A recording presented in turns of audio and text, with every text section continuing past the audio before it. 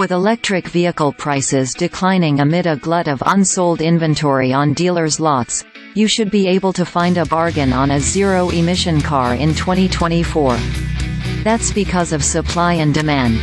Even with enticing federal and state tax credits worth thousands of dollars, consumer demand for EVs has simply not kept up with the pace of production.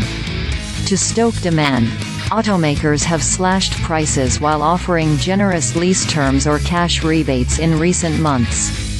Tesla, the only carmaker with a profitable EV business, cut the prices on some of its models and trims by more than 20% in the last year alone.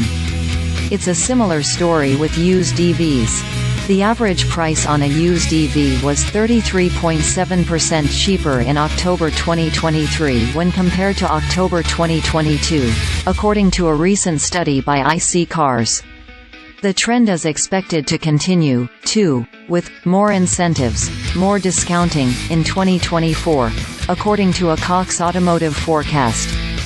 They are, in fact, the share of vehicles that are electric or hybrid has grown from 9% in 2021 to 16% through most of 2023, according to data by Wards Intelligence.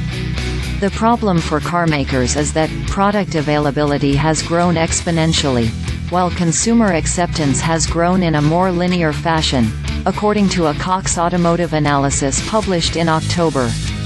With the Biden administration proposing emission rules that would ensure that up to two-thirds of all vehicles sold in the U.S. would be all-electric by 2032, auto manufacturers have been ramping up production. That's why the number of EV products is expected to double by 2027, per Cox Automotive. Inventory is already starting to pile up. The average number of unsold EVs on dealers' lots divided by expected daily sales has grown to a 114-day surplus through November, which is nearly double what it was a year ago. At the same time, consumers are showing a reluctance to transition from gas-powered vehicles to fully electric cars. The biggest reason is cost, as EVs and hybrids tend to be more expensive than regular vehicles. Almost half of consumers say that EV and hybrid costs are too high, according to a recent survey published by S&P Global Mobility. That's followed by concerns about the availability of charging stations, which are nowhere near as ubiquitous as gas stations. Whether those concerns are lessened by cheaper EV costs remains to be seen.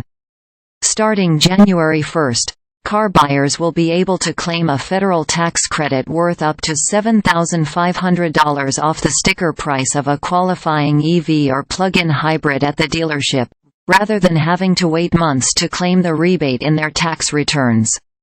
Likewise, buyers of used EVs and plug-in hybrids will qualify for a federal tax credit at the point of sale. The credit is worth 30% of the price of the vehicle, up to a maximum of $4,000.